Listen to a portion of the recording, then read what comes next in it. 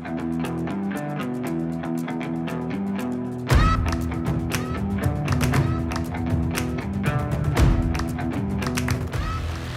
Varoufakis, welcome to the Global Investment Forum. My first question is about the global situation. I mean, the world, at least the Western world, has faced like 2 years of pandemic and now a war in Ukraine.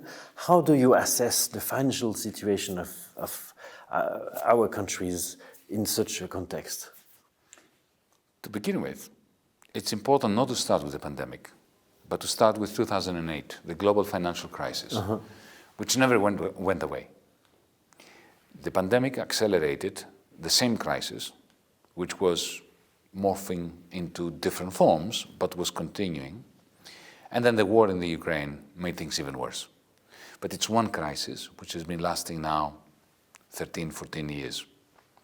And this is important because everything changed after 2008. And the problems we now have to face begin with the manner in which central banks and governments treated the 2008 crisis. In other words, the money printing begins to salvage financiers. In April 2009, a huge amount of money is created. No inflation. For 12, 13 years, no inflation at all. We were struggling to create inflation and failing. But there was asset price inflation. Stock exchanges, house prices, assets going up and up and up. Inequality was going up and up and up.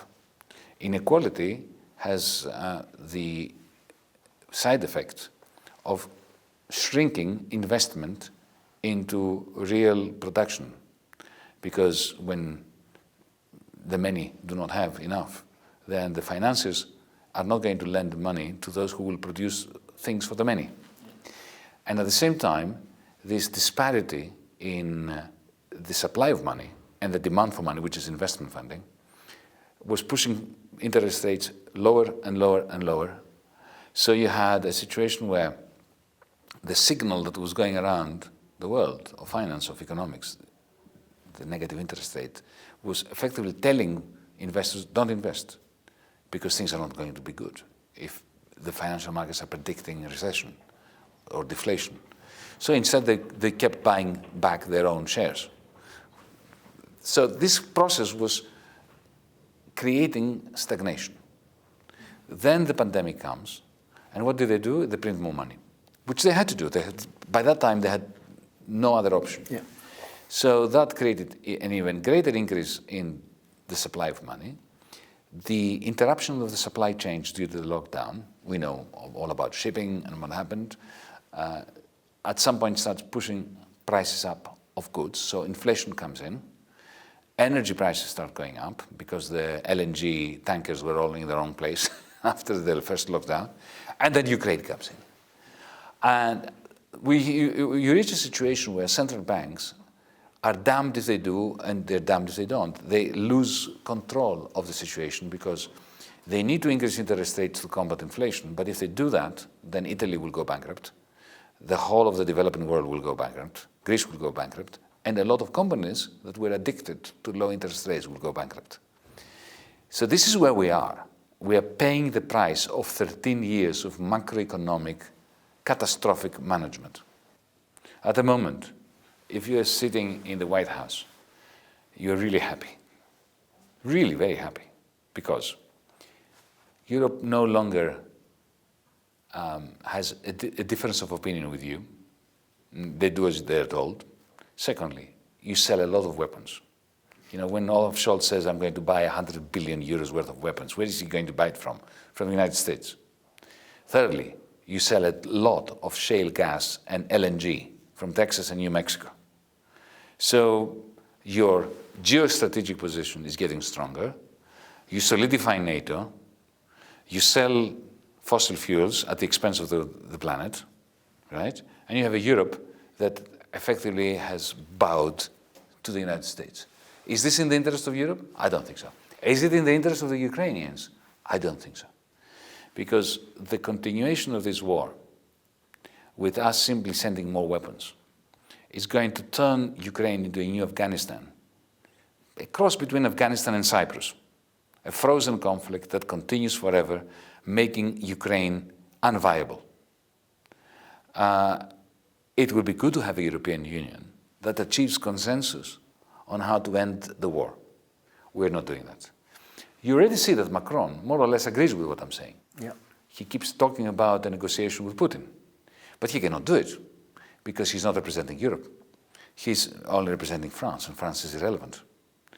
Only Biden could have this negotiation with Putin, or a proper European Union. But you can't have a European Union when there's no European government. Ursula von der Leyen has no legitimacy to talk about anyone. You know, she's a failed Minister of Defense from Germany who was sent to Brussels because she was failed. This is not a good way of running Europe. So I don't see a united Europe doing good things. I see a disunited, fragmented Europe that simply is doing whatever the United States is telling us to do.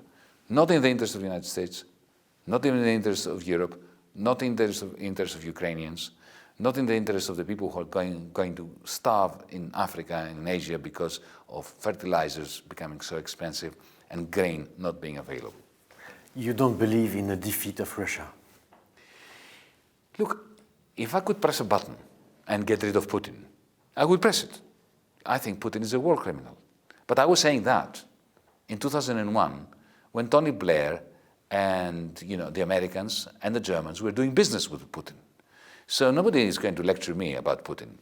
I was saying that he's a war criminal. I was demonstrating against Putin in 2001. Do I believe that this war is going to end with Putin's demise? Well, look, it is possible that if this war goes on for 10 years, yes, in the same way that the Soviet Union lost in Afghanistan, right? And it collapsed. It is possible. But look at Afghanistan. It wasn't good for Afghanistan. Look at it. It's a dreadful mess. This is what will happen to Ukraine.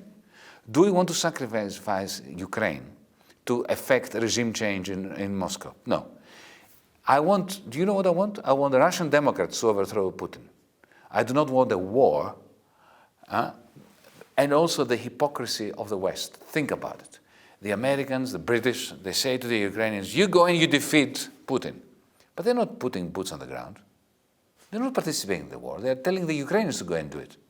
They're behaving like the Americans behaved before Pearl Harbor, which is, to arm the Europeans, the Soviets, and say, but we're not going to be in the war. This is hypocrisy gone crazy. Do you think private investment right now has a role to play in the world that you are describing? And do you see opportunities for private investment right now? There are always opportunities in private investment. And let's not forget that a serious speculator, a serious investor's tragedy is lack of volatility. So the volatility we're experiencing now gives opportunities to those who know how to exploit it, to invest.